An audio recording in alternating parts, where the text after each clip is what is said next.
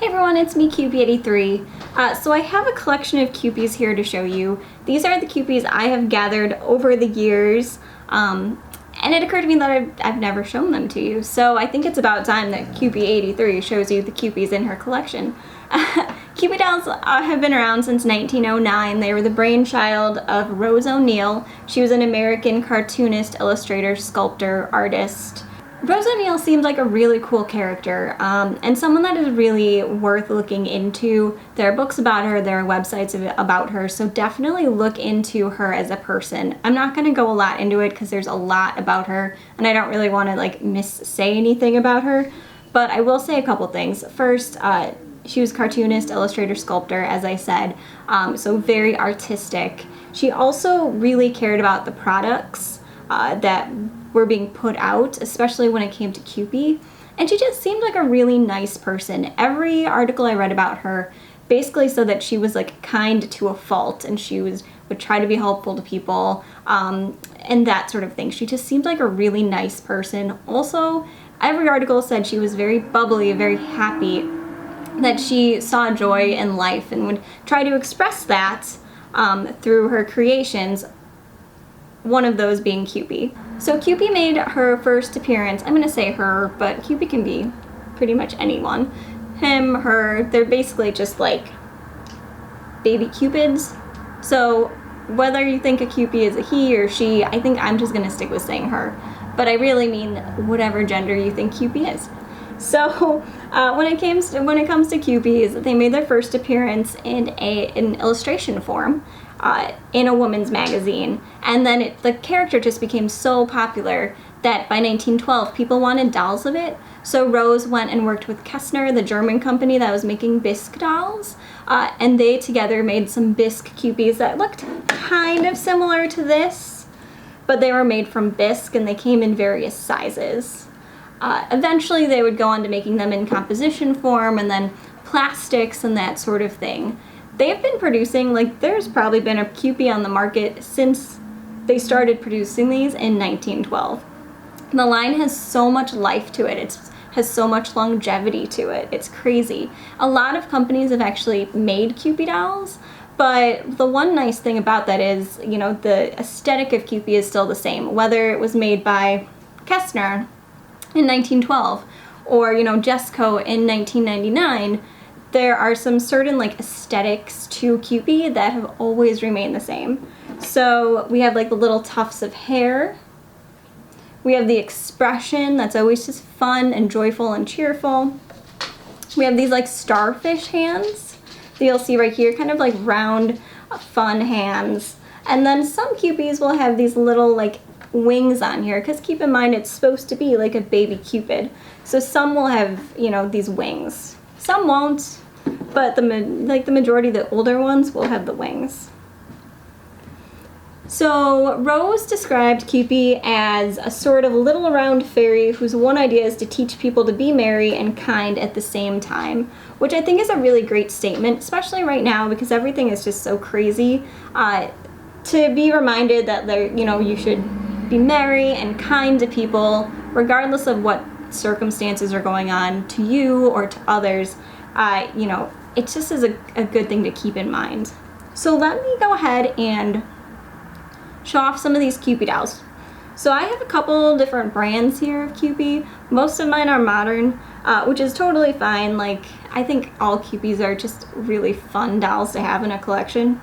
So this is a Cameo Kewpie. I think they're from the 70s. It's really hollow and plasticky, but the expression on the Cameo Kewpie is super, super cute. It's one of the more cheaply made Kewpies, but it's just a fun find. I found this at an estate sale a couple years ago. Well, not a couple years ago, maybe last year. But just the face is really fun, and I like how they molded the hair. And it does have the little wings on the back. Then we have a Jesco Snow White Kewpie. And the ones with the Jesco ones don't have the wings on the back, but it's still fine. They're wearing clothing most of the time, so you wouldn't even be able to see them if they did. So a lot of these were themed around fairy tales. So this is Snow White. We have Another Jesco one, this is Alice in Wonderland, another fun outfit, and you can usually move like the arms and legs on these guys. The Jesco ones are kind of the ones you'd find at like, for me, usually I'd see them at like Cracker Barrel, which is like a country store, but also like mom and pop shops or other toy shops that would sell like smaller brands. But that's where you would find those guys. You can also find them really easily online. So we have a ballerina here. She is an F&B Kewpie. She has a little more weight to her than the Jesco ones and a slightly different expression. Like, it's still really playful. It's very much like it comes out of the comic strip. I just think this expression on the F&B ones is really nice. I also like how they like shaded the hair in back. These also have a wrist tag that says Kewpie by F&B, so you will always know that it is an F&B Cupid, as well as it says F&B down there, and it also does say Jesco, so they must be related in some way. We have a Cameo Kewpie, another fun one with a fun expression, the same sort of aesthetics that you would see on a Kewpie doll, so this would be from like the 70s, I want to say. Again, a little more hollow than these three, but super, super cute. We have this one, who is also a Jesco.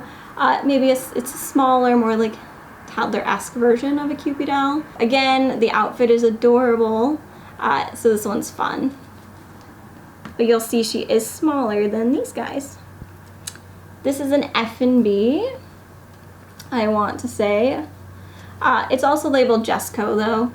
So this one is like a go-go dancer style. It's like a disco 70s sort of thing going on here with like the go-go boots and the headband and the outfit. I love it. I just think her outfit's super, super fun. And we have Peter Pan. Always a fun one. Goes with the whole storybook collection.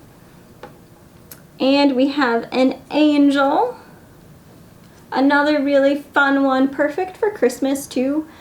So like for a Christmas display or, you know, nativity scene, this one would be great for that. We have, speaking of Christmas, Father Christmas right over here. We have Santa in Kewpie form. This one's really big. It's made by F&B from 2001. You know, if you have a Christmas collection, this is totally worth looking into. If you have a Kewpie collection, it's worth looking into. Just in general, this whole thing is perfect. Head to toe, this Kewpie is perfect. I just really like it because being a Christmas baby, I've always liked Christmas, and since I like Kewpies, it kind of fits perfectly in my world. We also have this one, which is another Cameo Kewpie. She's bigger than the rest. I love the size of her. I think they just really put this one together really well. She's not as like cheaply made as, say, this Kewpie. I just really like her. I think her face is really pretty, her expression is cute, and her outfit is just perfect for this style doll. Last but not least, we have this one. This is a composition Kewpie, so maybe from like the 40s. When they had transitioned from bisque to composition and were producing these in countries we had better relations with during the times. So this is 40s-ish. You'll see that there's a heart here that says Kewpie, and then it says DES and copyright by Rose O'Neill. Some of these apparently you can find signed by Rose O'Neill, so that's kind of fun. This one is not.